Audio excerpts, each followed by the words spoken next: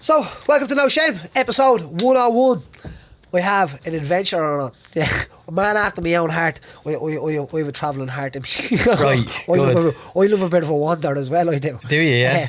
Derek Cullen, my man. I was going to warn your missus there about that in case you disappear. Listen, when you were telling me about what you're going to do, when we get that at the end of it, Right. I would be all over that, I would. Right, so, great. if you don't know this man has done some incredible things. I like the No Shame podcast. We try to find them people and get them stories out of them. So I think you're kind of starting to rise to the idea of like where you're starting to do media and stuff like that, and also we got you right at the right time so you don't get any of the other shit shows. Right, fair enough, yeah.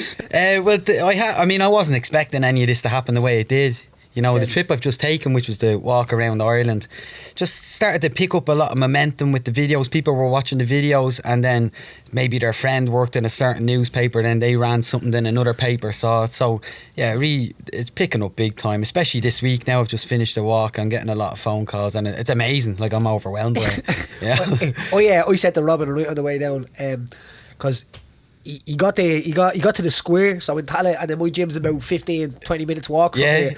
And Robin says he's gonna have to walk down. He was like, "Geez, that's a bit of a long walk, Robin." I was saying to Robin. Then it was only a few minutes later, and I was like, "The man walked around Ireland," and you were saying to him that was a bit of a long walk. I thought you might want it, you know, after walking for 117 days, like. Right, yeah, I definitely wanted to walk over here in the rain. You're dead right with that, yeah. So listen, there's a big story to this, like, and like most stuff and most people, I think that starts off, and when you look at the end of what they're doing, try to find the nucleus of that. You know what I mean? The idea of like how they became who they are. That's what I try to do. Right. And, yeah. I think that's a great part of it. You know what I mean? So where'd you grow up? You're Tallahead anyway. Yeah, I'm from Fairhouse, so just down the road from here. They call it the posh part of Tallaght. Leave it around this way. Listen, it's not that posh. Right, but there's posh parts beside you now, but it's not that posh. Right, so I grew up there, went to Fairhouse Community College. I even went to Tala IT for a month. I lasted, and I left. I didn't like what I was doing. Jeez, that's a record, you know that? Is it? No one's ever lasted a month. I'm only messing. So yeah, I spent most of my life there. I played for the local football team, Fairhouse Celtic, which is now Fairhouse Clover. And that was pretty much all I did there. I'd do that and I'd go to the pub. And did they play in Ballybow or Bally? What's that place on there? I think they've moved again because they played in the IT here for a while. Oh, right. On that pitch? Yeah, they did for a few years. Jesus. We remember as a kid looking through the fence, that pitch going, oh Jesus, look at that. Yeah. Remember as a kid? It's like a golf course, yeah. You look, because the idea of Old Trafford or something as a kid, on one of these pitches, you looked at the grass. Remember you say to your mates, like, there'll be a field around the back for me in my housing estate, right? Right. Like, their pitch is deadlier, this. Yeah. And you're like, yeah, no, users are much better. Doesn't even have divots in it. You know what I mean? And I stopped playing for Fairhouse and they moved up there. Oh, so I was after been playing on that pitch, you know. So yeah. Deadly. Yeah, but I grew up there, spent most of my life in Dublin until I started taking these trips and started travelling, which was about 10 years ago. But I only really started taking the outdoor trips, which I do now, about 5 years ago. But most of my life when you were I was growing in up, did you have Fairhouse. a good group of friends, or were you a wanderer? What were you? I went between different. I was a bit of a loner growing up, for sure. Like by the time I went into secondary school, I had very little confidence. Like that was I wasn't ever really bullied or anything, but I was very quiet when I was there. It's a daunting situation that I'd say. I can remember going. No, I would have been a bit confident going to school, but I would have been insecure, I'd say. Right. In a way. And the thing was, I knew I had something to say for myself even back then, or at least I thought I did. Yeah. But I wasn't confident enough to express it, so no one ever knew that, I'm sure. Right. You know, so yeah, I went to the school there, and I spent most of my life in Fairhouse growing up and early young adult years before I moved away. What was your first trip to when you moved away? Or were you already living away when you decided that this is what you wanted to do? Well, I'd always wanted to travel. I didn't really know why. I just always looked at these exotic places, like everyone does, and I wanted to go there. But I couldn't really go because my parents were always quite sick. My mother had cancer for a long time. Sorry to hear that, mate. And she beat it a couple of times, yeah, but that was always lingering. And then she passed away in 2006. So I moved back home to be with my dad in Fairhouse. Right. And so then I was still here. I couldn't go away, you know. I was with my dad, and then he passed away a year and a half later.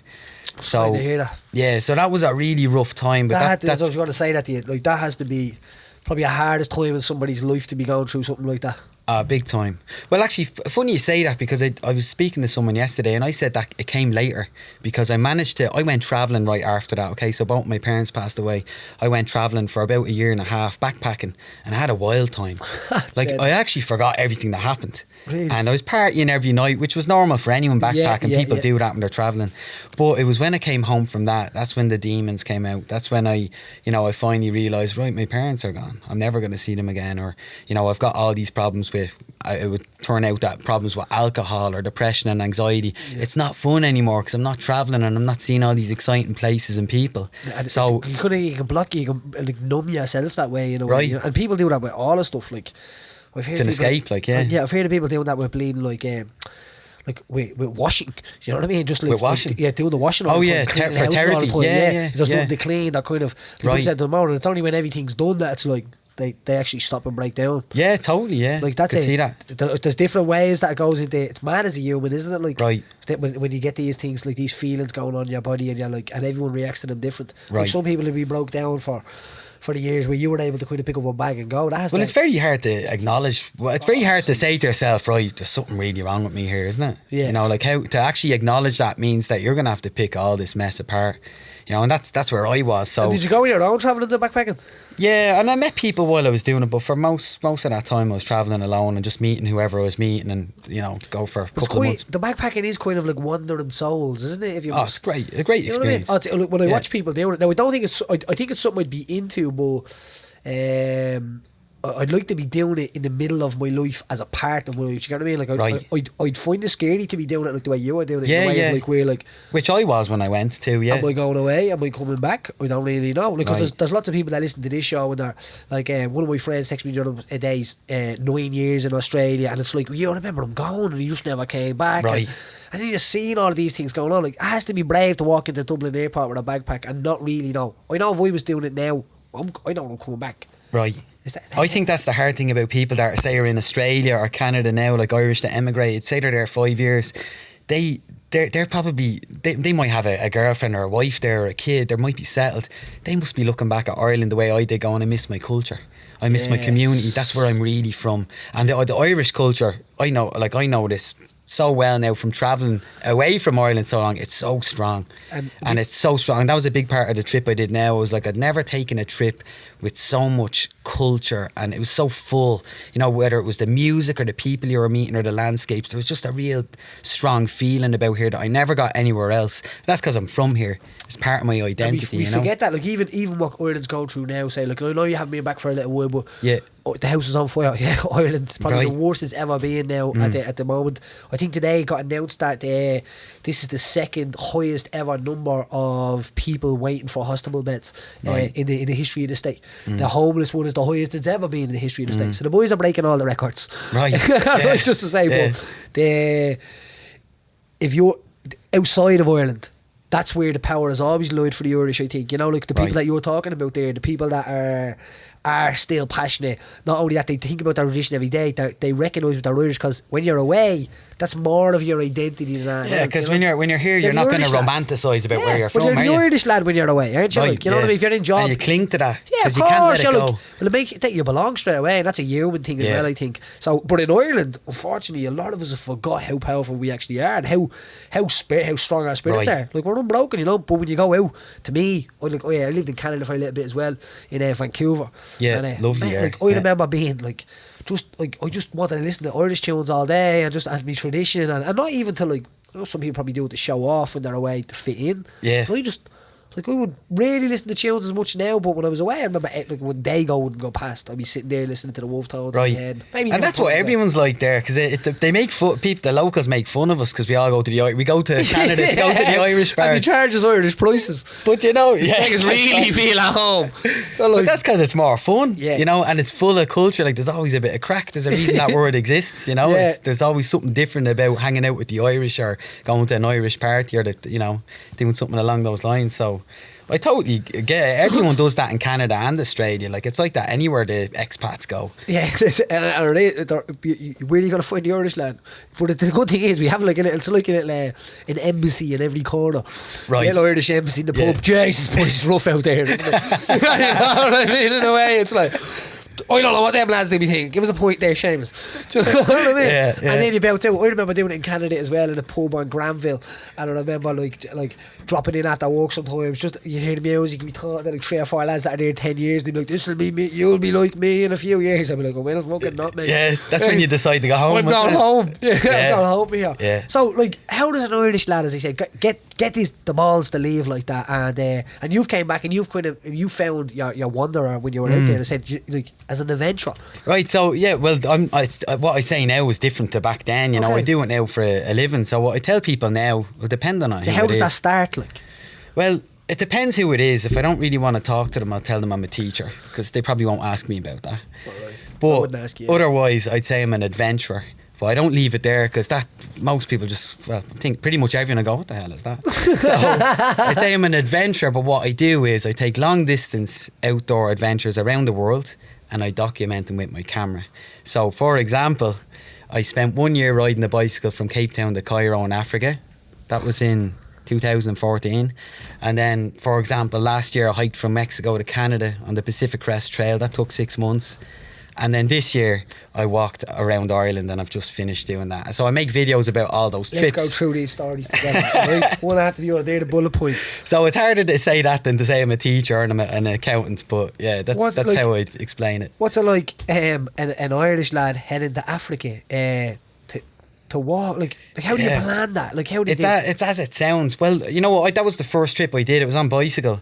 Okay. So I'd many miles. I'm not saying this to be cool. I had no cycling experience at the time, like zero, and no experience camping or taking any type of trip. But I did that because of I needed to go away and sort my head out, and I liked Africa. I'd been there and travelling before, and I said I need to do a challenge to really challenge my demons and spend time with myself and tidy up my room. Was this after coming up the idea of like coming back after your holidays, getting that down, or not? No, this was actually after. So I was just fed up with my life. Right. This was 2013, and I walked out of my job one day, and I was like, I am depressed, but I'm also exhausted physically and mentally from drinking all the time and from just being self-destructive. Like ever since my parents passed away. The Monday to Friday, sorry. Yeah. Monday to Friday. Yeah, and it could have been anything. Like it wasn't that I didn't like the job I was doing or whatever, but it was just because I was destroying myself and relationships around me, like with people, and I'd been like that ever since my parents passed away. So it was the day I walked out of my job, I said, what am I doing to myself? Like, why are you doing this? It's your fault. Like, you made all these decisions. And it kind of, like after an hour of that, I went, now what are you going to do about it? And then a week later, I was in Cape Town. But that takes a set of balls. It did, or stupidity, but I didn't have any idea what I was doing at the time. And I documented this very openly, but no one knew I was doing it, so no one was watching what I was doing at the time. So I went to Cape Town, got the bicycle, started cycling up the coast. I spent about 3 weeks crying next to my tent and thinking I should go back. And then I just kept going and I kept going, and then suddenly I was in Namibia, and then by the time I knew it was past the Namibian desert, which is the oldest, driest desert in the world, and that was the point I went, man, I'm doing this, like this, I've got this far. So that's when I told people. I went, right, guys, I'm cycling across Africa here. by the way, you know. What an Irish man. Like, that's the Irish attitude. That's what I'm going to cycle Africa, boys. I'll be back on Monday. You know what I mean? And he's there on his bike. And you're like... Yeah, I just have to get the bike. I just had to hit Namibia, boys. Yeah. How, like... That's the spirit I think that we need to, like, resurrect in us. Right. We're all walking around like this person that you're talking that walked outside that job these days, and some people just don't have the idea. And the mad thing is, some people are not making it. Some people are dying. Yeah. Some people are dying by suicide in these moments and in these times. They're not taking it by the horns. And I'd say the amount of people that are taking it by the horns to the people that are just letting it sink and getting deeper and deeper and deeper, like going from leaving their job to sitting in that house and then drinking more and more and more and just letting it go, you know. Right. But it's so hard, isn't it? Like, because everything's relative. It depends on your circumstances. And I understand it. That's the thing. You know what I mean? I understand it, that like you don't end up down here. You slide down slowly, and it just gets. Then before you know it, you're there, and then you can't see out. Yeah, and it's one of them things. And then all of a sudden, like, you've lost so many people on the way as well. That sometimes you're on your own with them. Yeah, you know what I mean? You probably, like, in that situation, because you're in such a bad mood or a mindset, you alienate people around you. So then you're even more alone. Yeah, which is what is natural for that to happen. You know, no one wants to be around someone that's complaining. That's what all I'm the saying. time. Like, and it's only so many like special people that can stay in the. Cause it's hard. You know? I think I had a privilege with that. Well, I had a privileged upbringing in that. You know, I was never left wanting for it. And I was Fairhouse is a good area, you but know. that has its own, like, people say, no, you know, that I've always understood that as a kid, that that doesn't mean anything. True, yeah. You know, sometimes giving somebody no problems gives them no idea, no, like, kind of, I'm just numb, I've nothing to complain about, I shouldn't be sad. Like, right. I'm angry because I'm sad, though I shouldn't be sad. You've no reason to be sad. Right. Am I right? Yeah. I think the way that I had, not an advantage, I don't know what you call it, but because my parents had passed away, I felt like a victim for a long time. And I treated, you know, I blamed the world, I blamed the life, I blamed other people, everyone but myself. Yeah. So I had a little bit of what gave me a real kick up the arse is that I eventually asked myself, now what are you going to do about it? But I lost my parents, and I was kind of at a situation, was like, well, that's a really bad thing to happen. Now I know what it feels like to lose the two closest people to me. So what's the worst that can happen if I just go for it and do something interesting for a change and try to do something different? Because you know what, all the questions that I was looking for the answers to, they weren't in the life that I was living. So I knew I had to do something different. What was that going to be? I don't know, but I've got to go out there to find out. Yeah. You know, so I didn't even know what the questions were, but I was like, but I got to go out, I got to do something to find those answers or those questions that I need to be asking myself. Could you imagine a man walking outside that office, like you were saying there again, and having 3 kids, and mortgage that he can't afford, like, tough, or rent that like is 800 quid, or he's got making homeless and has it like. Yeah, like, it's heavy, isn't it? That's literally what's going on, though, in a way, like, where... Like, and he can't cycle across Africa. No, he's got that's kids what I'm saying. And, and imagine how, like... So, that's what, like, I think... That's where their country's failing the most. It's the people that are literally working the hardest, and they're just getting to the stage of being burnt out. Right. You know? Yeah. And there's no one to help. They don't talk about it, so there's no one... How can anyone help you if you don't tell them? Let me tell you, if you're trying to access mental health in this country, you are kidding yourself. I'm telling you, if you've someone that's really suicidal, you're gonna bang your head against the wall. They're gonna make you more frustrated than anything else, and it's terrible. Like, I know a situation that just passed, and it was absolutely horrific to watch it unfold, and like how less the help there was there. But anyway, I don't want to keep banging on that. Right. When you go to Cycle Africa, what do you bring with you? Like, and what research do you do? Like, what spiders is there? What snakes is there? Like, which way am I going? Do I speak the language? Like, how do I keep getting water? Have I got money?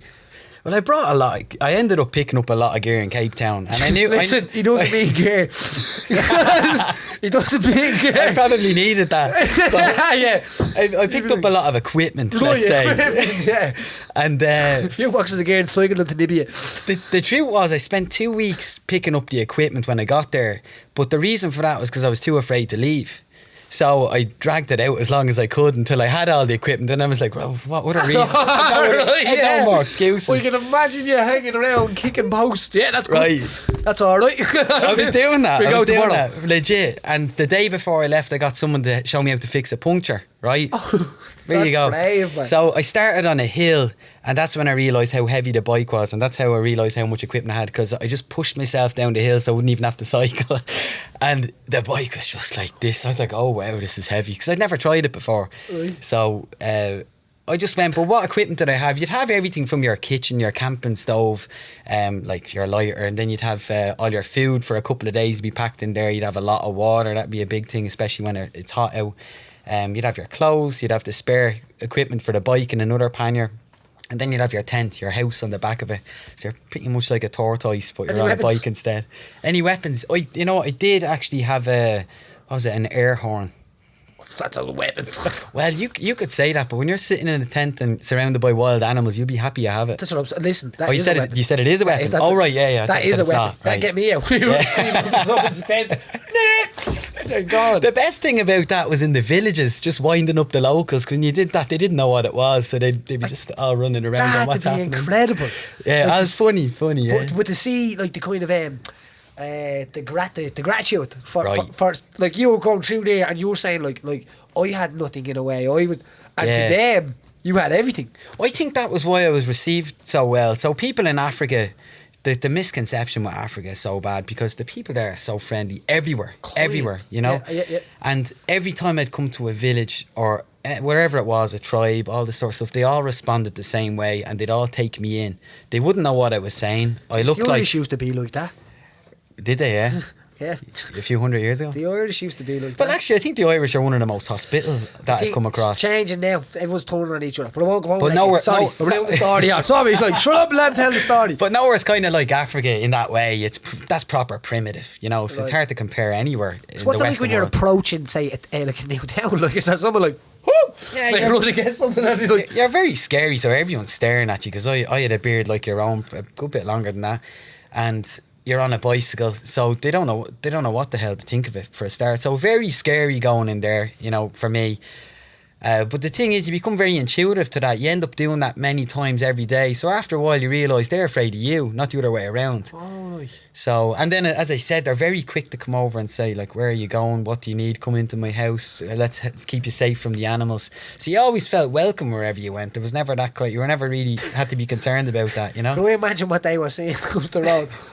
What the fuck is going on here? This ginger lad, get him some grape. Lions and what the fucking mental It's a bit embarrassing because, you know, the one question they always ask, they'd look at me and go, where are you going? I'd say, I'm going to the next town. You go, on that? My bike, and they'd better bikes than me, you know. My bike was pretty old as well, so they just thought it was ridiculous. They were like, why don't you have a car? I was like, well, I'm doing this trip, I'm cycling. They're like, why the hell would you want to do that? You know, so that was the funny thing about Because it as the well. game, what we do as like a recreation is life in a way. Exactly. You know? And you know the Right. thing is that people go to these places for a reason because that's where the happiness is. Right. Do you know, No materials. Yeah, no simple that. things. Yeah. Going, you know what I mean? You know, because I was on a bike, I did, as you say, think that they received me a lot better because I looked vulnerable, you know, so they felt like they had to help me. They couldn't, like, they were kind of looking at me saying, he's enough problems, let's not let's not give him any more. So you were always let off, even if you met someone that you might think was dodgy, they always ended up helping you because you could feel them looking at you that way, you know. Barely. I know that feeling. Walking around Tala. Yeah, so look, what are you looking at me for? When you go across the desert, do you Yeah. get to like a sign that says desert, and then you're like shit, like. It kind of is like they're not all like that, but the first one, the Namibian desert's the oldest, driest desert in the world, right? Big, and it looks dry, so it's nothing. It's just like a barren.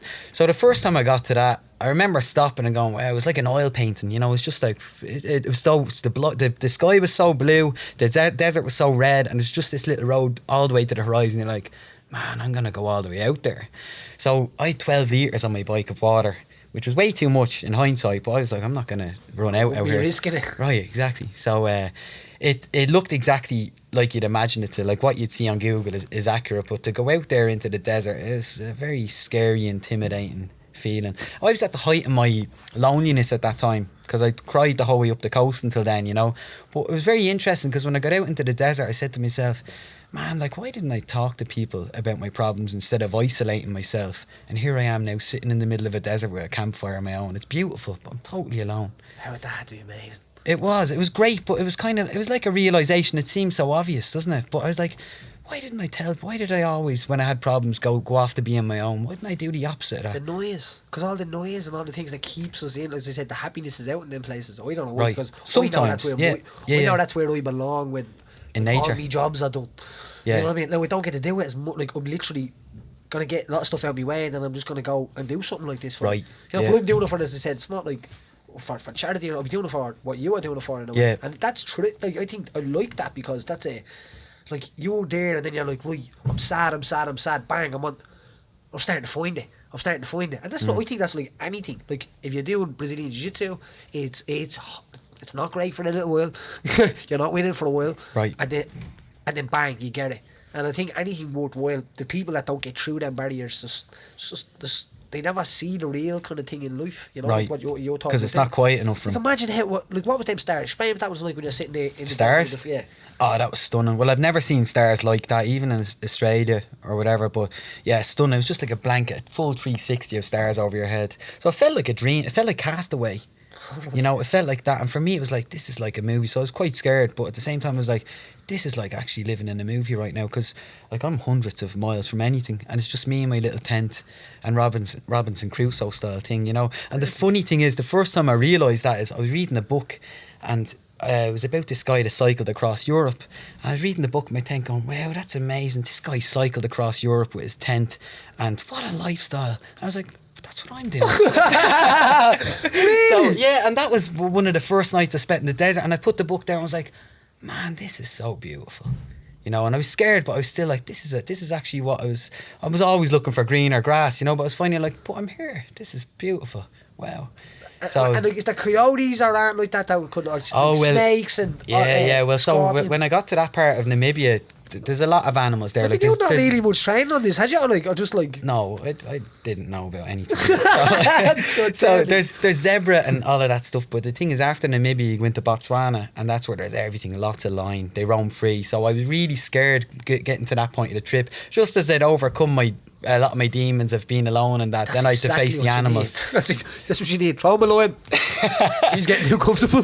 Right, that was kind of what happened. That was the scariest, by far the scariest bit of the trip. Like every night on that, not just one night, but sitting in the middle of my tent listening to what was around, I was shaking with fear, you know. So that was scary. Like, and the idea is, did you see anything? Did you see any animals? I always heard it, you know. I saw it in my mind. Everything was there, you know. I saw lots of hyenas, stuff like that, but I didn't see a lion. You know, it could have been around the tent, probably was at some stage, but they don't go near you once you're inside, and you don't have food in there. And you're not running and stuff like that as well. I wasn't getting out to look anyway, so you know, that's what people ask me. Like, I don't know what was out there. You'll die tired. Right. You know what I mean? Just get it done and off with, mate. You know what I mean? Right. Yeah, and so coming to the end of that trip, where do you get there? From the desert? I went right the way up through Africa, and that. So I went through all the biggest, the Simeon Mountains in Ethiopia. There was lots of deserts on it, like not just one, and all these different landscapes. So I think it was 14 different countries before I got to Egypt, before the pyramids. And it took 1 year to get there, about 14,000 or 12,000 kilometres there. Yeah, and I was very slow, so you could have done that a lot quicker if you had any experience. Yeah, but if you have any sense, you'll take a year.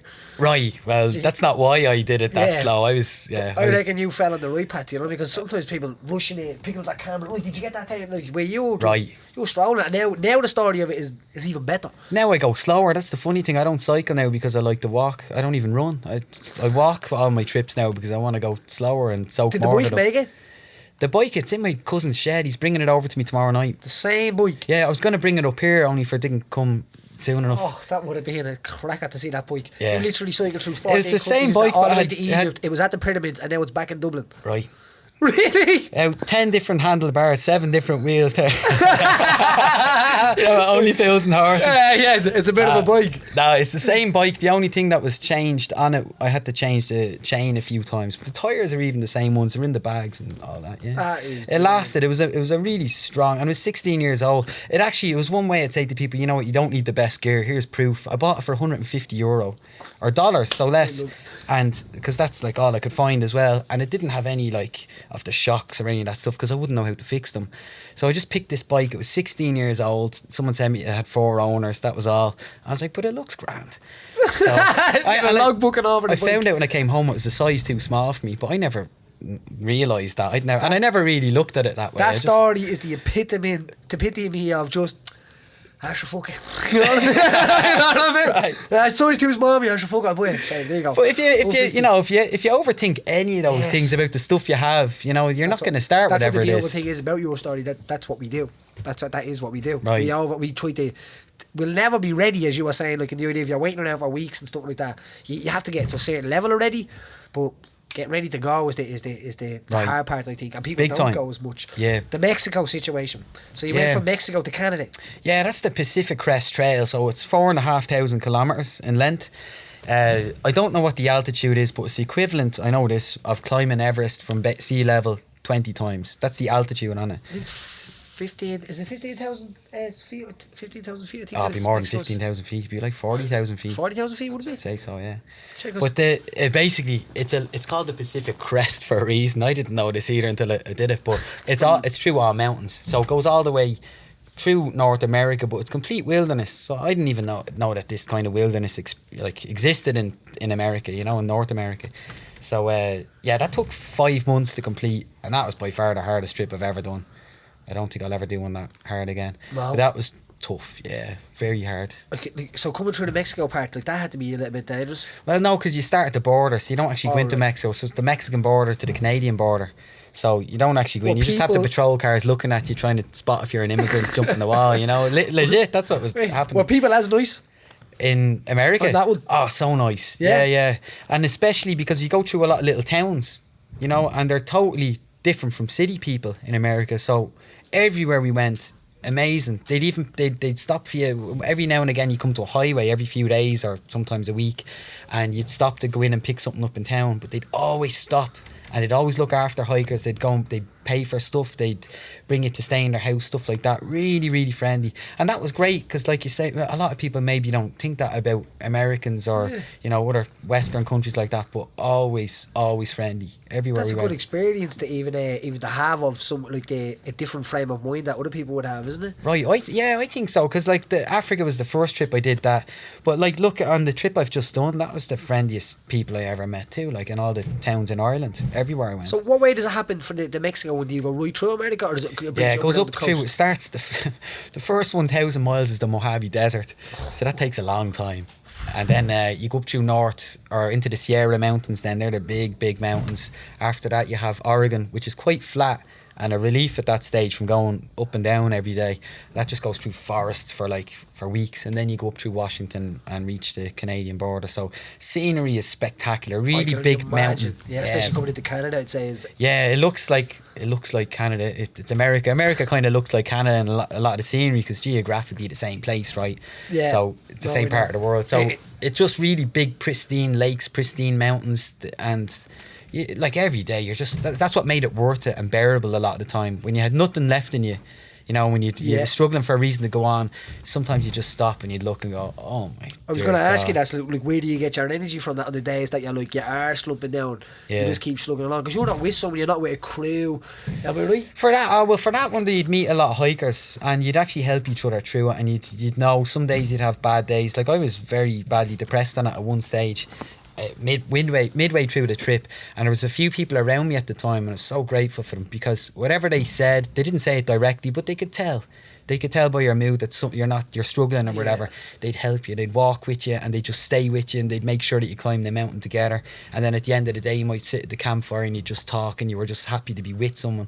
So it was kind of unsaid, but all the hikers that you met we're all going through the same thing. They realise, look, this is hard on us all, and we've all got problems. And some of the people out doing that sort of thing had big problems, I would find out. Yeah. So, you know, it was just great like that. Everyone helped each other get through it, and that was a big part of that trail. So I definitely wasn't alone on it by any stretch. Yeah. But there was long periods where I was, but no, people were a big part of that one. The idea of that, like going to America and doing it through America, I'd be more afraid of that than the Africa one. Yeah, why, like, guns? No, not guns. Just the films. Like you right, yeah. A hitchhiker out on them little lonely desert roads that everything always goes wrong on. Like the minute I got there, I'd look around and go, "Shit, I'm in a movie." Yeah, this is where your man pulls up in the big truck and I know where to go. You know, and I go in it now. I'm on a hook in someome's basement somewhere. Yeah, son, you're in the Untouchables then, or Goodfellas. Yeah, or one or the other, or Leatherface's basement or something. Oh yeah. Oh, that freaking. That's still like even I would never talk about that on camera now. But every now and again, because I think I have a bit of ADD.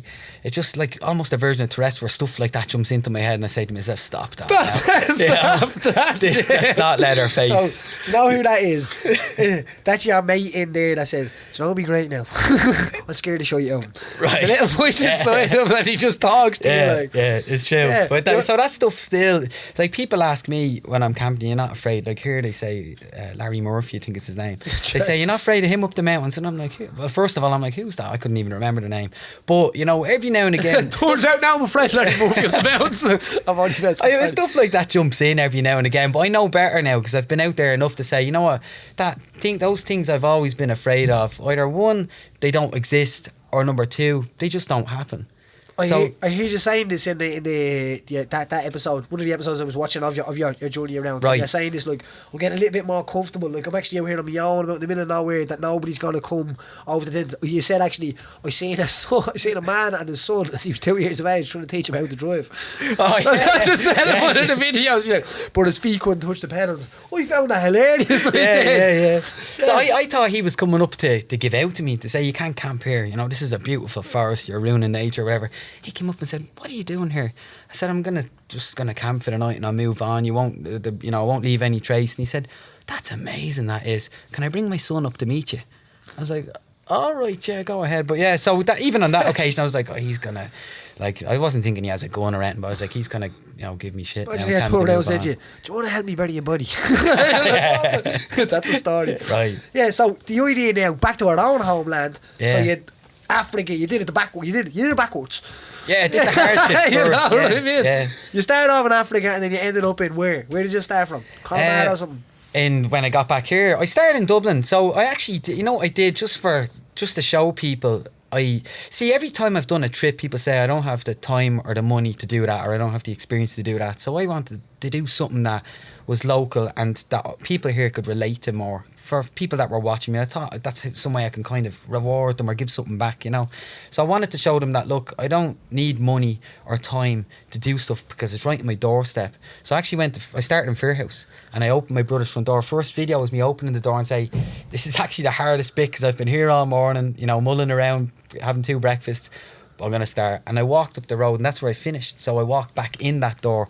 But the whole point of doing that was to say, what's the video called for people to watch it on YouTube? Well, my page is Derek Cullen Outdoors. So Derek Cullen Outdoors. So if you are these, so it starts off on the road. Because people are going to be like, where the fuck is that straight There's a video every day. It's probably easier to find that on the YouTube channel. Because the YouTube, days, they're all numbered. Same with the podcast. Right.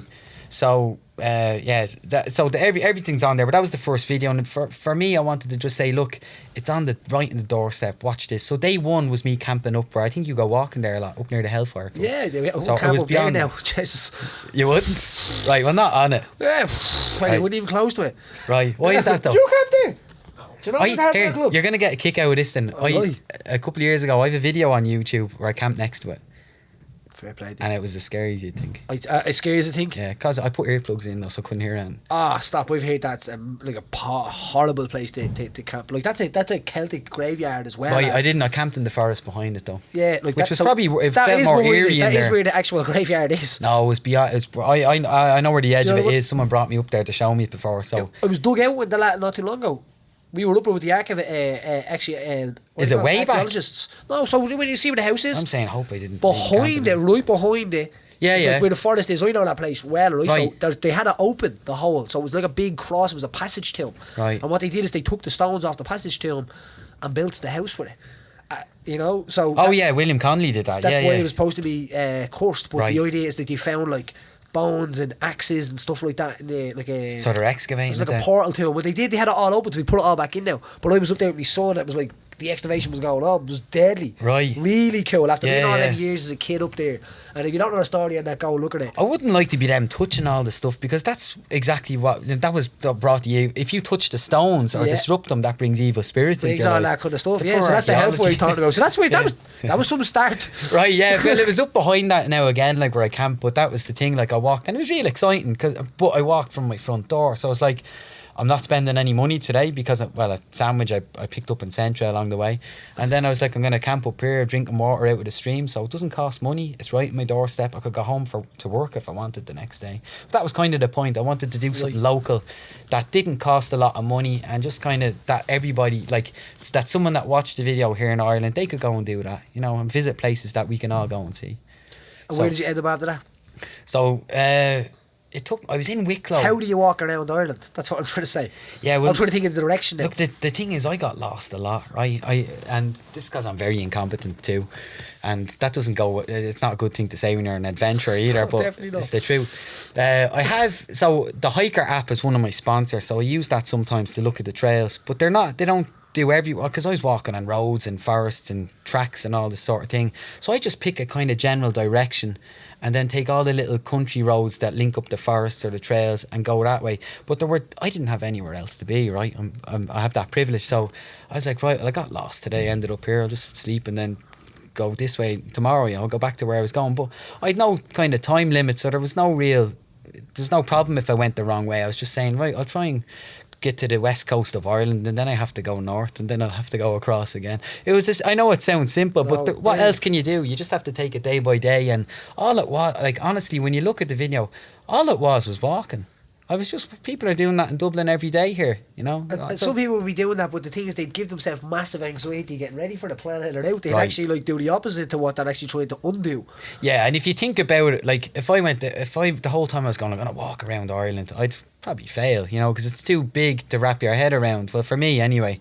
So I just said, right, I'm going to walk, see how far I can get today, and then the next day. But then when you add all those days up, you know. Did you start knowing where you were then, like as you were coming into towns, or you were coming into things like yeah, because there was stuff I was interested in. I love going to places like the Hellfire Club, you know. I love going to monastic sites, and I'd talk about that on the camera, whatever I knew. Sometimes I'd make it up.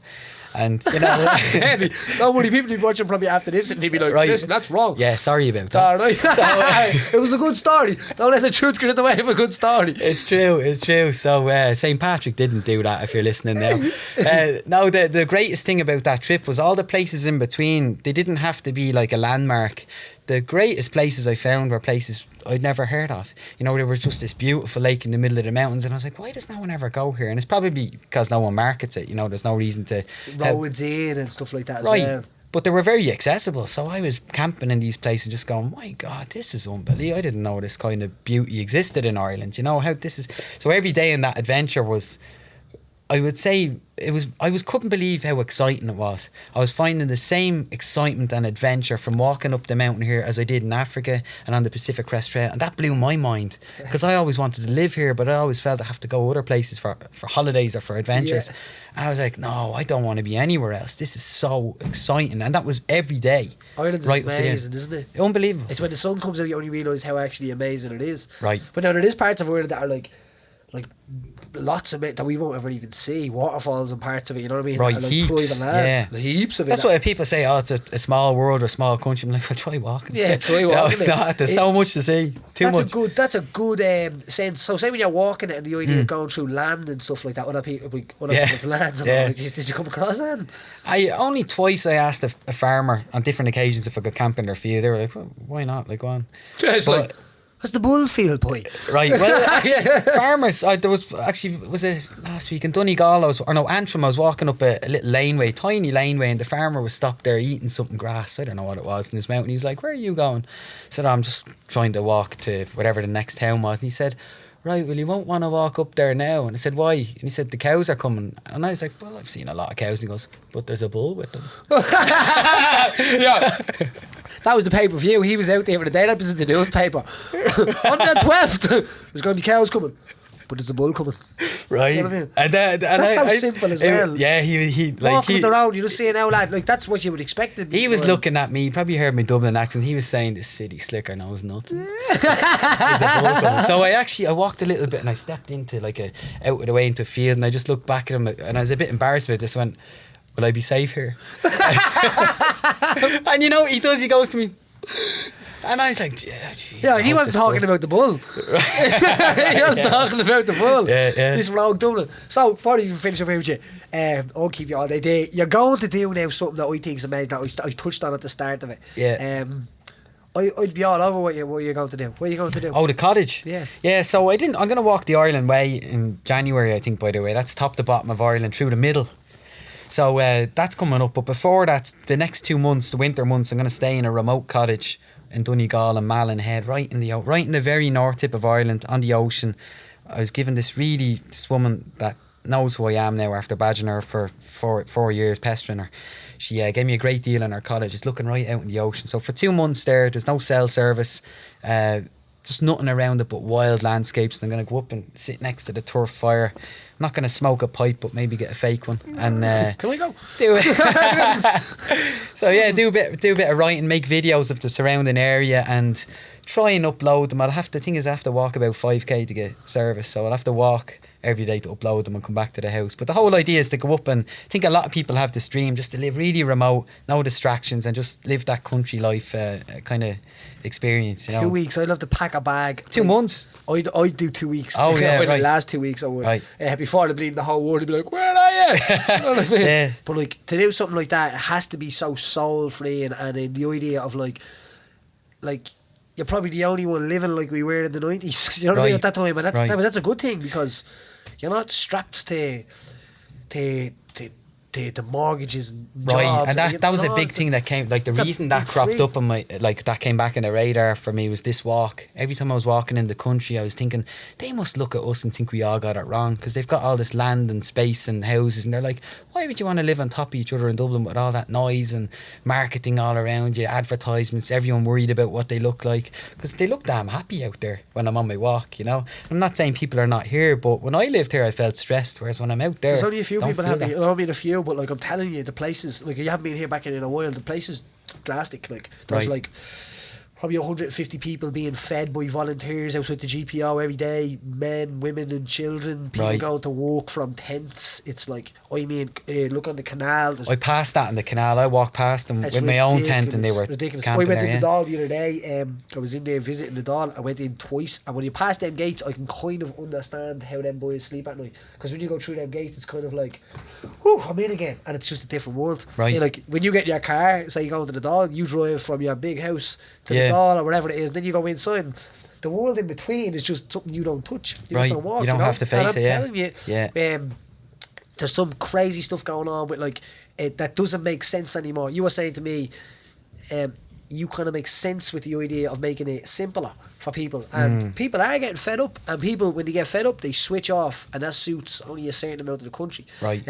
Huge problem that we have in the country now is not voting. So the next time you're walking around, right, every lad you grab him by the neck, did you vote? Right. You know what I mean? Yeah. Or get a form out and make them register, yeah? Right. Because the biggest power we will have is the people that I don't give a shit. They're actually the people that have the power now, you know. So 50% of the country, like, there's a huge part of it that doesn't vote, and there's the other part of it have it wrapped up. That's the problem then, yeah. It's a legend to have you. Yeah, You're an thanks so absolute much, pleasure. I Paddy. enjoyed that conversation. Thanks. And just so you know, when I got the message on Instagram to ask me on the show, I thought it was a spam account.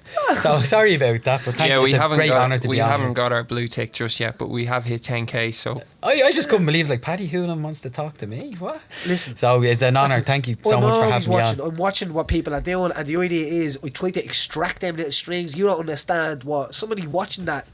This is what this is about. You know what I mean? It's brilliant, because I get that from watching your episodes too, from other people. So yeah, if I read the back of a video case or a DVD case back in the 90s or whatever, the videos were, and I read that story, I'm like, I'm watching this. Yeah, like, that's a great story. Fair play. You're walking out walk takes a big set of balls to be able to say, do you know what? I'm just gonna catch my life and I'm just gonna go for it. You know what I mean? And all you have to say, I tip me hat to you. Thanks so much. And just to add to that as well, because am I right in saying before you did the videos, did you have any video experience or? Oh no! Well, the whole idea, the reason I started making videos is because I didn't know how to use a camera. So I started to do, because I'm getting, people are saying I'm pretty good now at it. You know, I tried to do cinematic stuff, but that was just, I didn't know how to do it. I just said I have to just start doing it, and going out in public holding the camera. You know, like doing selfies in public. That took a lot of getting over. So I just said I have to just go out and do it and get over that kind of. Because people come up to me all the time and it's like, oh, I'd love to do that. Like, would you mind showing me how to do it, or sit down? And it's not always the answer to just like wait for someone else to do it for you. Sometimes you just have to go out and do it. Right. And people ask me all the time what equipment I have. I just have a small camera. It's not about they that. think I have something like you have here, but I've no. My equipment's the most basic stuff. The same is, you kind of learn how to dodge the punches as they're coming. You know what I mean? Sometimes, and I think they're the experienced people. But the mad perception is that if I tell you I've like a PhD in plumbing, you know what I mean? Like, it's like, oh, he knows more than me, and that's just the way it is. To me, it's the experience, lad, I'm looking for. You walking down the road that didn't plan it too much, and you can even feel it there. That's how you get experience too, isn't it? Right? The right things. We found out where the happiness was, and you said it was in Ireland, in the idea of lone, like people like we're happy out here, and then in Africa, in the middle where people had nothing, it's the same idea. When it does come to the city now, I believe cities can be happy when they're run correctly. You know what I mean? And the big thing for me is, like, now what I try to talk to people about more is saying, look, I'm in the city now, but I get up into the mountains, or I go for a walk in the park, all this sort of thing. But it's just getting outdoors. You don't have to do what I've done. That's a bit mad. No, you're but right. that does the same thing in micro doses, and especially if you do it every day, it builds up and up. And for me, it became a hobby then. So it's something they might even get interested in, is getting outdoors more. But it takes you away from the noise, because that's what you can't think when everything and everyone around you is designed to tell you what to do. Yeah. So the only time that's gone is when you're out there in the forest or the mountain. Or How can people, like, I won't say contact you, because you'll probably, or get in touch with you, see what you're doing? Yeah, I'd know. I'd love that. Instagram my page. Facebook page. Yeah, everything's called Derek Cullen Outdoors. Deadly. Most people seem to follow me on Facebook, but I do YouTube and all the rest. The hazard of what I do, and you'll know about this for a living, is I have to talk about myself all the time to get sponsors. So I'm everywhere. You type it into Google, I'm So the everywhere. Head Good is your own brand, is it? This is a brand I have coming out. It's called Out There. But that's a slogan I say. So I tell everyone, head good, body good, feet good, all good. Good man. So that's coming out next week. Check it out. That'll be on my page as well. Deadly. Last thing, you've done a lot of interviews lately. Oh, yes. So do you want to just maybe list, because I can't even keep up with you, Paddy. Like, you go to the toilet and you come back and you've done 3 new interviews. Like, Workhorse. That's it. so we'll list some of them, because some of the listeners will definitely want to listen to Probably them. knows more than me. He probably knows about more interviews I did before I do this. You've been on Off the Ball. Off the Ball. Richie Sadlier, Reggie Sadler Off the podcast. ball's great. second captain's the players. What's that called? The players. Off the ball's on the actual website. Yeah. I don't know. Oh, about it's on the second. Reggie website. Sadler's the Yeah, I'm not sure second about captains. Okay, yeah. You were on Ireland AM this morning. Or the names. Yesterday. Yep, they were out of water. You can watch that on the 3 Player. RTE Radio 1 last week. Yes. News Talk. News Talk. Am I missing anything else? Anything come up? There'll be about 10 new interviews by the time this goes out. But Well, probably, yeah. yeah, check That's them how all it out. works. Am I right in saying you didn't do Euro Bash? No, PTs. Did you enter for I PT? did it actually at the event. Yeah. So hope you enjoyed the event as well. Yeah, it was good, wasn't it? It was a bit of crack. It was a good bit of crack. Yeah. No. We'll leave us with it. Yeah. Look after yourself.